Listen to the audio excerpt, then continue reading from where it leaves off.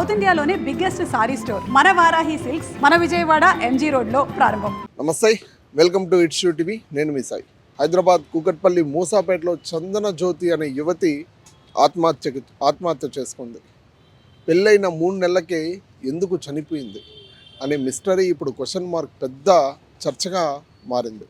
పోలీసులు కూడా వెంటనే ఘటనా స్థలానికి చేరుకొని వెంటనే విచారిస్తూ ఉన్నారు. మొత్తం టీమ్స్ క్లూస్ టీమ్స్ కానీ అవన్నీ కూడా వెళ్ళి విచారిస్తూ ఉన్నారు. ఎందుకు చనిపోయింది, అసలు పెళ్ళైన 3 నెలలకే చనిపోవాల్సిన అవసరం ఏంటి, భర్త పేరు యశ్వంత్ ఏమన్నా విషయం ఉందా, యశ్వంతే చంపేశాడా, అసలు యశ్వంత్కి చందన జ్యోతికి ఏంటి సమస్య అని కూడా విచారణలో తేలింది ఏంటంటే పెళ్ళైన 3 నెలలకే వీళ్ళిద్దరికీ అండర్స్టాండింగ్ లేకపోవడము, రోజు గొడవలు, ఒక్కరోజు తప్పకుండా రోజు కొట్లాట్లు, అసలు మనశ్శాంతిగా ఒక్కరోజు కూడా లేని రోజు.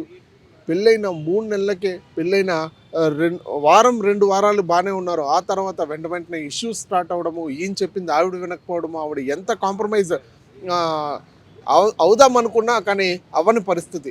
చాలాసార్లు చందన జ్యోతి ఇంట్లో కూడా చెప్పే ప్రయత్నం చేసింది. తల్లిదండ్రులు కూడా కొత్తగా పెళ్ళైంది కదమ్మా, సర్లే 2-3 రోజుల్లో సర్దుకుంటాయి, సర్లే ఇప్పుడు భర్త అన్న కామనే కదా, ఇంకా పెళ్లి చేసుకున్నావు జీవితాంతం అతనే కదా నీకు తోడు, సర్దుకుపోమ్మా అని చెప్పి కూడా చాలాసార్లు చెప్పే ప్రయత్నం చేశారు. కానీ ఎన్నిసార్లు, ఒక్కసారి కాదు 2 సార్లు కాదు, ఎన్నిసార్లు కాంప్రమైజ్ అవుదాం అనుకున్నా ఒక్కసారి కూడా కాంప్రమైజ్ కాని పరిస్థితి. కూకట్పల్లి పోలీస్ స్టేషన్లో అయితే కేసు నమోదైంది. దీని గురించి విచారణ అయితే కొనసాగుతూ ఉంది. ఏదైతే ఇంట్లో ఆత్మహత్య చేసుకుందో ఆ ఇంటి దగ్గరికి పోలీసులు చేరుకొని ఆ అమ్మాయి కట్టుకున్న చీరతోనే ఉరేసుకుని చనిపోయింది. ఆ అమ్మాయి ఫ్యాన్కి తన రూమ్లో. ఆ పోలీసులు అక్కడికి చేరుకొని వెంటనే మృతదేహాన్ని తీసుకొని వెంటనే హాస్పిటల్కి కూడా తరలించడం జరిగింది. పోస్ట్ మార్టం కూడా జరుగుతూ ఉంది. అయితే ఏం జరిగిందో అనే కూడా పోస్ట్ మార్టం రిపోర్ట్లో తేలాల్సి ఉంది.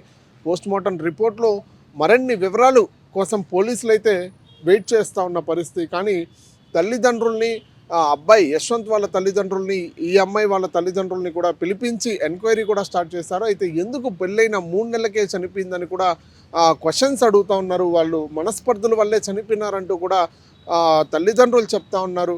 వివాహానంతరం భార్యాభర్తల మధ్య తీవ్ర మనస్తాపాలు, గొడవలు, రోజు ఇష్యూస్, ఒక్క రోజు లేదంటూ లేదు, ప్రతిరోజు గొడవ పడటము, ఇదే కంటిన్యూగా జరుగుతూ ఉండే సమయంలో అమ్మాయికి మనసు చచ్చిపోయి ఇంకా నాకు ఎందుకు ఈ లైఫ్, అసలు నేను బతికుండి ఎవరికి ప్రయోజనం, అసలు సమాజంలో నేను ఏం చేయగలుగుతాను ఇంకా అని చెప్పి కూడా అమ్మాయి ఒక నిర్ణయం తీసుకుని ఆ అమ్మాయి తన కట్టుకున్న చీరతోనే తను చనిపోయింది. ఈ వార్త విన్న తల్లిదండ్రులు మనస్తాపానికి గురై, అసలు నా బిడ్డని పెళ్ళి కాలేదన్నా మేము సంతోషంగా ఇంట్లో పెట్టుకొని చూసుకుంటామని కూడా తల్లిదండ్రులు బోర్న ఏడుస్తున్న పరిస్థితి.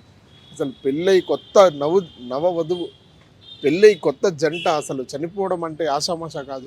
ఎన్నో హోప్స్ పెట్టుకుంటారు ఆ తల్లిదండ్రులు. బిడ్డ, కొత్త మగబిడ్డ, ఆడబిడ్డ వస్తే మా ఇంట్లో చాలా సంబరాలు జరిపేటోళ్ళం, సంతోషంగా ఉండేటోళ్ళము అని చెప్పి కూడా చాలా హోప్స్ పెట్టుకుంటారు. ఆ హోప్స్ అన్నీ ఇప్పుడు గాల్లో కలిసిపోయింది. అసలు ఊహించని ట్విస్ట్ ఇది. అసలు వాళ్ళు కూడా కల్లో కూడా అనుకుంటారు, అరే సర్దుకుపోతారు కదా, పెళ్ళయింది కదా, సర్లే పెళ్ళి కొత్తగా ఇట్లా జరిగినప్పుడు పెళ్ళైన వాళ్ళు ఏదైనా సర్దుకుపోతారు, కొట్లాట పడతారు, ఇవన్నీ కామన్గానే ఉంటాయి కదా అని చెప్పి కూడా తల్లిదండ్రులు కూడా యువతికి చెప్పే ప్రయత్నం చేస్తారు. కానీ ఒకరోజు కూడా యశ్వంత్ అనే యువకుడు, పెళ్ళైన యువకుడు, అతను ఏ రోజు కూడా మాట వినట్లేదు. అందుకే నేను ఎన్నోసార్లు కాంప్రమైజ్ అవుదామనుకున్నా తను అవ్వట్లేదు, నేను ఇంకా భరించలేను, ఈ బాధ నేను భరించలేదని చెప్పి అనంత లోకాలకు వెళ్ళిపోయింది. 2 కుటుంబాల మధ్య కూడా ఇప్పుడు తీవ్ర చర్చ నడుస్తూ ఉంది. అసలు ఎందుకు చనిపోయిందంటూ కూడా, ఎవరు చంపారంటూ కూడా పోలీసులు ఆ కోణంలో కూడా విచారిస్తూ ఉన్నారు. కానీ ఇంకా ఇన్వెస్టిగేషన్ ఇంకా పూర్తి కాలేదు. ఇంకా పోస్ట్ మార్టం రిపోర్ట్ కూడా రాని సందర్భంగా ఇంకా ఇన్వెస్టిగేషన్ అయితే కొనసాగుతూ ఉంది. ప్రస్తుతం ఇది పరిస్థితి.